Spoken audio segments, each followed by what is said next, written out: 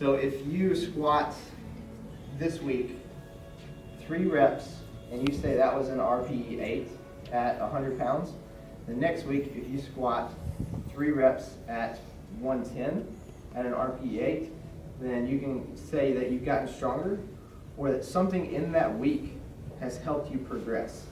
So you can think back and say, okay, did I get more sleep this week? Was my nutrition better? What factors went into that 10-pound increase that made the weight easier? So, do you work What? up to Anybody have any questions about RPE? the stress? Ask him. Kevo. Yeah, go ahead. Do you generally recommend working your way up to your RPE 8 during the first rep and then keeping that weight, or do you modify it the more fatigued you get? Do you drop some weight for like the last rep or anything like that? Or do you do like for 3x3, do you find your weight and just use that weight the whole time? Does that make sense? So it depends. So there's different ways of training. So you can use a fatigue percentage. So you can always work up to an RPE 8 at 3 reps or something like that, if that's the protocol for the day. Mm-hmm. And then you can drop, say 5%, that's normally a fatigue percent, and you can work at that weight until it gets to an RPE 8. So that's going to auto-regulate your volume. So if, I'll write that out, because it can be confusing. So if I did, worked up to an RPE 8,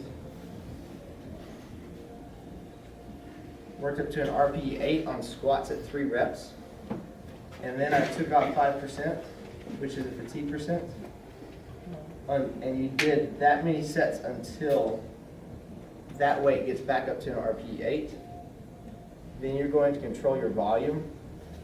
Is that what your question is? Like, do you go up to an RPE 8 and then drop down the weight? I was thinking more like for your first set of 3, you work your way up to your RPE of 8. Yeah. Then for your second set, if you've done the other exercises in the workout, now you're feeling a little tired, you don't think you can do that rep for 3 plus 2 Okay, so more. you're talking about if there's like a superset, or if Right. there's like, you know, a cycle of exercises that you're doing in Yep. a row.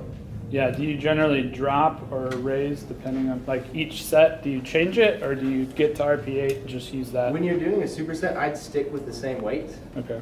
because you're not going to be able to figure out if the same weight's going to be an RP8 unless you do it. Obviously, if you go through your first round of exercises and you choose your weight, and then you go through your second round of exercises and it changed from an RPE 8 to an RPE 9.5, then when you go through that third round of exercises, you might not be able to get 3 reps. So I would say drop the weight. Okay. Well, so in that vein, what's the benefit of consistently working at a 9, 10 RPE or a downside? So like, we all remember Quill, and we would always just like max out every set. And so the benefit or downside of always working and then pushing yourself as far as you can go, regardless of what's written up there or what your program says. You're constantly working towards that RPE of 10. I can help Well, answer. Yeah. Go ahead. Well, you constantly don't want to work towards an RPE 10. Yeah, so why? So why? Because if you constantly go maximal effort, then you're going to get hurt. The RPE system helps you to dictate what the weight is and helps you to stay healthy. So that's why it's dependent upon how the weight feels on any given day. So one day an RPE 8 might be 110 pounds, another day it might be an RPE 8 with 3 reps might be 100 pounds. But it's because of something that's changed in your life during that week that 10-pound difference is. So if you just came in and did 110 on no sleep or something like that, you might get hurt. But if you're constantly trying to work towards an RPE 10, then you're going to get hurt. And that's why that's why RPE only works for people that can be very subjective with themselves. Because if you want to work to an RPE 10, then it's not going to work. And that for people like that either want to go balls to the wall or go too hard, then they need to work with percentage-based programs, because a percentage-based program will control them and keep them in parameters instead of going too hard or too light. What are you gonna ask? For someone like yourself who squats like 1,000 pounds, how many working sets, like how long does it take for you to find RPE 8? So there is a scale that you can look at to find what is an so you would, I don't have it with me, but you can look it up.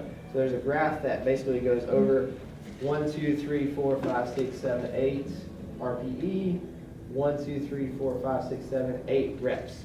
And then you come down, if you got a 3x3, you just come down the chart, and it would say that it's about 85%. So I can figure out what 85% is based on my 1RM, and then I can kind of base it upon that. I can say my 3 at RPE 8 should be about this. And so as I'm warming up, if my warm-ups feel really good, then I can go over 85%.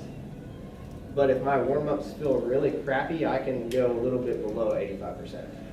But it gives you kind of like a little area that what it should feel like. So if you're transitioning from a percentage-based program to an RPE program and you're like, I don't know what RPE 7 is, I don't know what RPE 6 is, I don't know how much weight that should be, there is a chart that can help guide you. Thank you. So you just kind of judge it, you look it up, and you're like, okay, well this is how much weight it should be, and then depending on how warm-ups feel, you can go heavier or you can go lighter. Nice. When you do RPE sets, aren't you generally recovering to full recovery and not a timed rest, so you're not accumulating as much fatigue? It depends. With rest periods, if you're taking, Not here. if you're the kind of person who takes for 2 minutes, Yeah. then it's going to be hard for you to figure out what your RPE is. So when you're warming up, if you are working at an RPE 9, then you want to get to full recovery, which is about 3 minutes. You should never be taking, probably more than 5 minutes, 3 to 5 if you're working at an RPE 9. If you're working at an RPE 8, you could have rest periods probably 2 to 4 minutes. If you're working at an RPE 7, so it's just lighter weight and lighter weight. If you're working at an RPE 7, you could probably take 1.5 minutes to 3 minutes. Because if you're working at this close to maximal load, then you'll need more time to recover if you're doing multiple sets.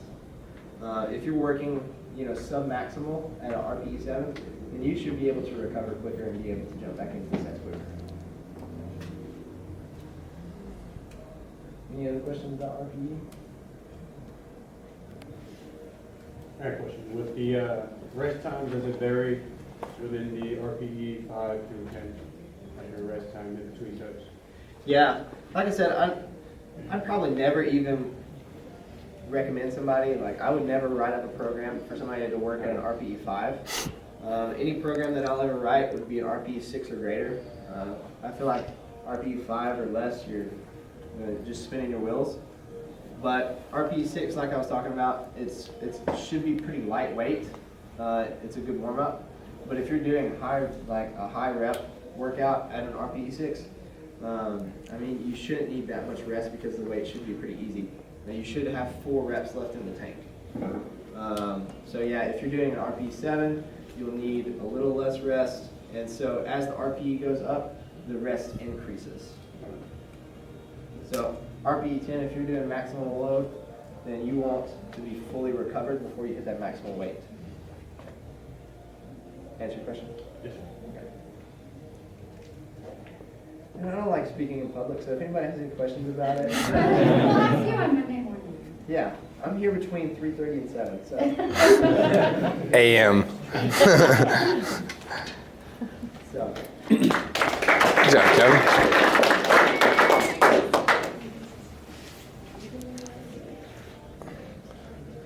You just toss it. Like, don't toss it. Just leave it on the whiteboard. It's a life proof. Oh, Come I on. hate that you said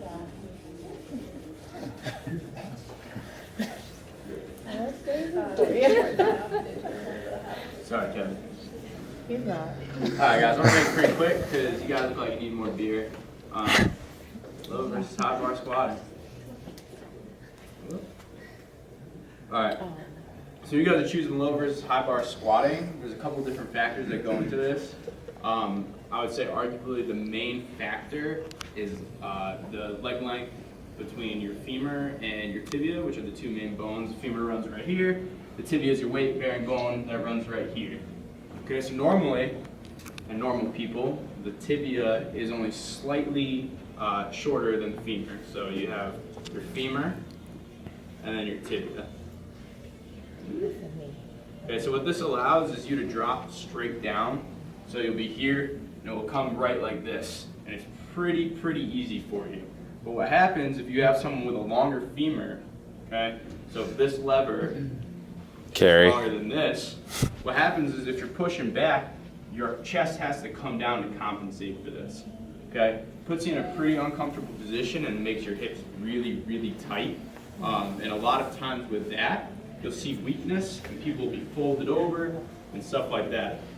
So what we do is we change the position of the bar on your back, widen out your feet a little tiny bit, and it's going to allow you to sit into this position better, okay? The other issue that we have with this high bar squatting is tight external rotators. So if you're tight here, you're going to come down to here and it's going to hurt. You're going to feel it. Everything right here is going to be really tight, okay? So we can fix that one of two ways. Step wide, you're still going to sit high bar and you'll drop right into it, or stay here, lower the bar, and push your hips back more, okay? These are usually hip dominant, long femur people. Benefits of high bar squatting, you're going to use your spine to help you out, because when you sit high bar, your leg, high bar, the weight is going to come straight down like this. So you're going to use your spine to act as a, your vertebrae are going to stack like this. It's going to take more weight, okay? So when you drop down, that weight is going to stay on the spine. It's going to help you. If you bend your chest down, like this, okay? You'll see the spine is this way now, right? So the weight of the bar is coming here, okay? So right here now you're going to be using these muscles in your back. So to squat low bar and get your weight higher, you're going to need to have stronger back muscles. And that makes it difficult to get into a higher rep range, or higher weight range, sorry. So it's really pros and cons with that. Any questions? Pretty simple, right? Yeah. Good, Bill.